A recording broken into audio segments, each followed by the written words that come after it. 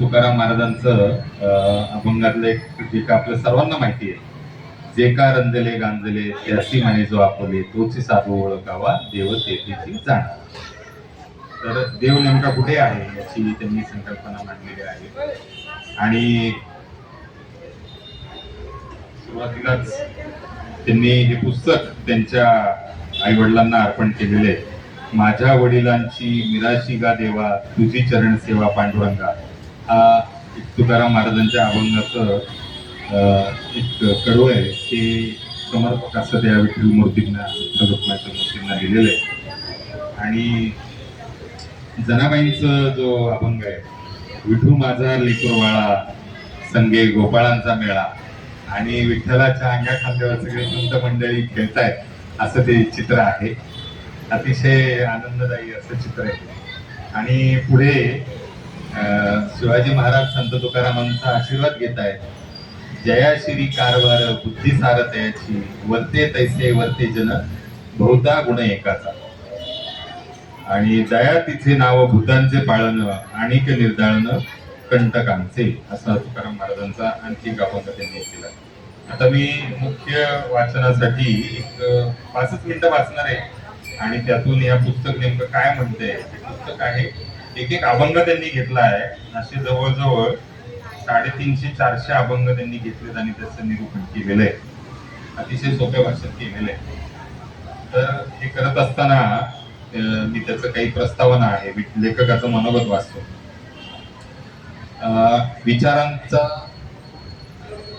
विचारांचा वारसा हरवलेली दिशाहीन बेरोजगार तरुण पिढी एकतर गुन्हेगारी क्षेत्र आपलेसे करीत आहे किंवा आत्महत्या करून जीवन संपवित आहे.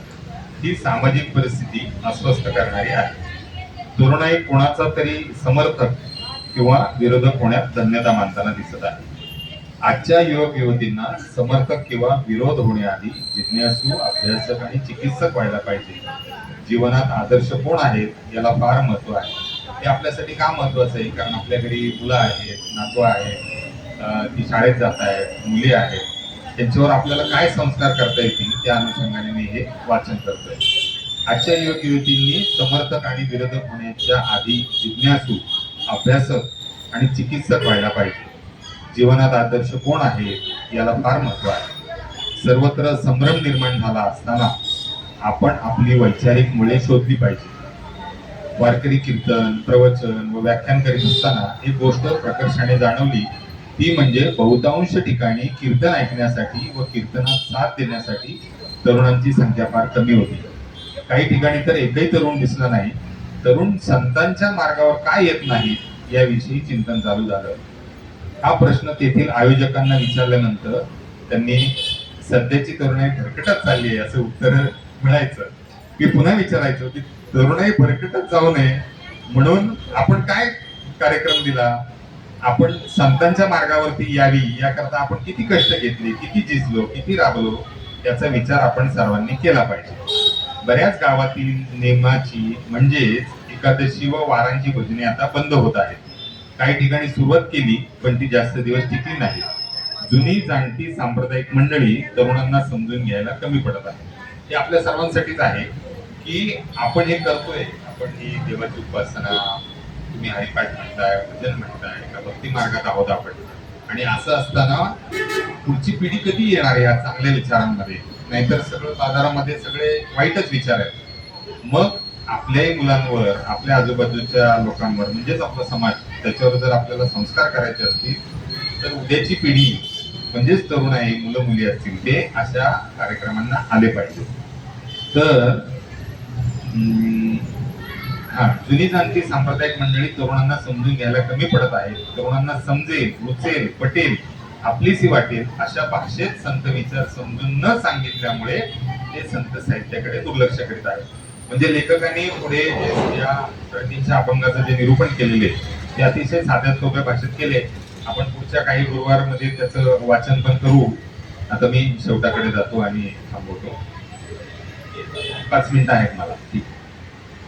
अशा भाषेत संत विचार समजून न सांगितल्यामुळे ते संत साहित्याकडे दुर्लक्षित करत आहेत का?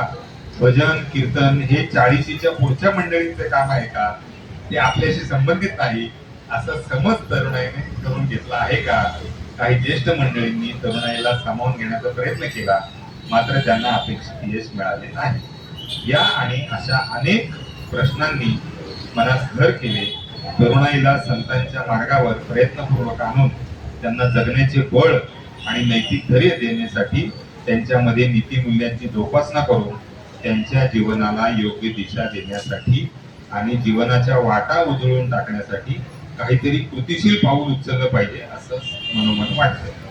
त्यावेळी गाथा बारकाईने वाचायला सुरुवात केली आणि सगळ्या प्रश्नांची उत्तरं गाथेमध्ये अभंगाद्वारे मिळायला लागली. एकच पाहता येईल तेव्हा असं लक्षात आले की जीवनात पडलेल्या प्रश्नांची उत्तरे गाथेत आहेत. सर्वसामान्य जनाच्या आत्मिक उन्नतीचा मार्ग म्हणजे नित्य नियमाने गाथेची उपासना करणे होय. तुकोबारायांच्या काव्यात्मक वैचारिक स्वरूपाच्या या अभंगाचा ठसा वैश्विक पातळीवर उमटत आहे. भक्ती, शक्ती व समाज प्रबोधनाचा संगम म्हणजे तुकोबारायांची अभंग गाथा. ही गाथा म्हणजे समाज शिक्षणाचं चालतं बोलतं विद्यापीठ आहे. तुकोबारायांच्या अभंगाचा चिकित्सक वृत्तीने अभ्यास करताना त्यात सामाजिक विश्वाचे प्रतिबिंब दिसते. मानवी मनाच्या विभिन्न अवस्थांचे व चंचलतेचे वर्णन संत तुकाराम महाराजांनी सूक्ष्मरित्या केले आहे. त्यावर उपाय पण सुचवले.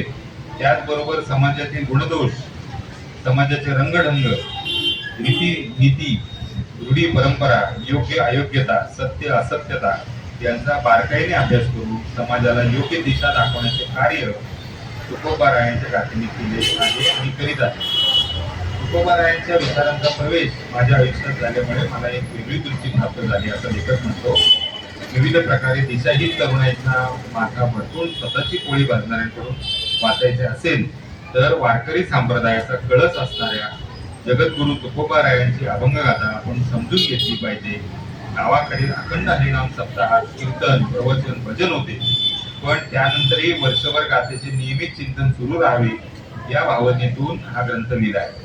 संत ज्ञानेश्वर महाराज, संत नामदेव, संत एकनाथ, संत तुकाराम महाराज सकळ वारकरी संतांनी सांगितलेली विचार परंपरा तळागाळापर्यंत पोहोचवावी यासाठी पहिले पाऊल म्हणून जगद्गुरु तुकोबाराय विचार प्रबोधिनी ट्रस्ट च्या वतीने जगद्गुरु संत तुकाराम महाराजांच्या अभंगगाथेतील निवडक 365 अभंगांचा निरूपणासह समावेश असलेला संपादित स्वरूपाचा गाथा नित्य उपासना या ग्रंथाचे आकार घेतला आहे. ग्रंथातील अभंगाचे क्रमांक देवडीकर पत्रिकेप्रमाणे दिलेले आहेत. धन्यवाद. मी आता हे पुस्तक आपल्याला जे सेवा देत आहेत अबब दिनकरराव महाराज जावळकर यांच्या वाचनासाठी तुमच्या सर्वांच्या साक्षीने त्यांना देतो. काय आता हे दुसरं पुस्तक मी त्यांना दिलेलं आहे. अगोदर एक छोटं पोथी टाईप पुस्तक आहे तुकाराम महाराजांची घरात वाचण्याची जी पोथी आहे. घरात एक निवडक अभंग काढलेले आहेत. त्याच्यामध्ये आईवडिलांची कसं वागावं, मुलांची कसं वागावं, नातेवाईकांची कसं वागावं, विविध कार्यक्रमामध्ये चर्चा कसे करावी अशा प्रकारचे ते अभंग तुकाराम महाराजांनी सुचवले. तर याचाही दिनकररावांनी अभ्यास करावा आणि हे वाचून आम्हाला ज्ञान द्यावं दर गुरुवारी अशी अपेक्षा मी त्यांच्याकडून व्यक्त करतो आणि महिलांना विनंती करतो की भजन घ्या किंवा